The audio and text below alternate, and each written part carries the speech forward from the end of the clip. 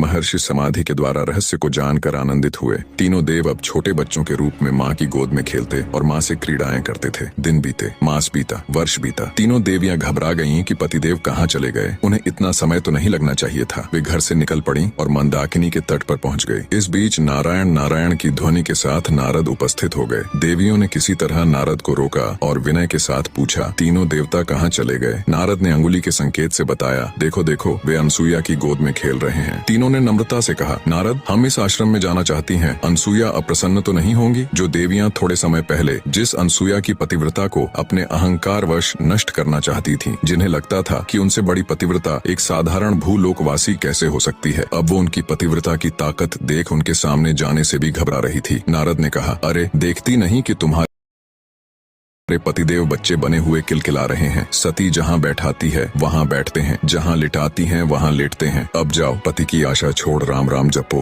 अंततः देवियों ने भूल स्वीकार कर कहा, नारद, अनसुईया से बढ़कर कोई पतिव्रता नहीं है। हम लोग इसे मानती हैं। हम अब किसी गुणवान के प्रति ईर्ष्या नहीं करेंगे। नारद ने कहा, तुम लोग सती की शरण में जाओ, कल्याण होगा। बच्चों को सती के वश देख वे भयभीत होकर घर के अंदर जाने का साहस नहीं कर रही थी। इसी बीच अनसुईया मंदाकिनी में स्नान कर गीले वस्त्रों में अंदर गई तो तीनों देवियों ने कुटी के द्वार पर खड़ी होकर कहा, माता जी, हम भीतर आएं? अनसुईया ने उनसे पूछा, तुम कौन हो? उन्होंने कहा, हम आपकी पुत्र वधू हैं। अनसुईया ने कहा, बहुओं को घर में आने के लिए क्या पूछना, तुम्हारा ही घर है, चली आओ। लज्जा से नम्रमुखी होकर तीनों ने प्रवेश किया और अनसुईया के पैर छुए। इतने में अत्रि ऋषि आ गए। वे तीनों घूंघट डालकर एक और बैठ गयी। महर्षि ने पूछा, देवी, ये तीनों कौन है? देवी ने कहा, ये तीनों आपकी पुत्र वधुएं हैं। देवी, तुम तो बड़ा कौतुक करती हो, अब बड़ी बहुएं भी आ गईं। अत्रि ने आश्चर्यपूर्वक कहा। तीनों देवियों ने सती के पैर पकड़े और कहा, क्षमा करें और हमारे पति हमें प्रदान करें। अनसुईया ने कहा, मैं कब मना कर रही हूँ? गोदी में उठ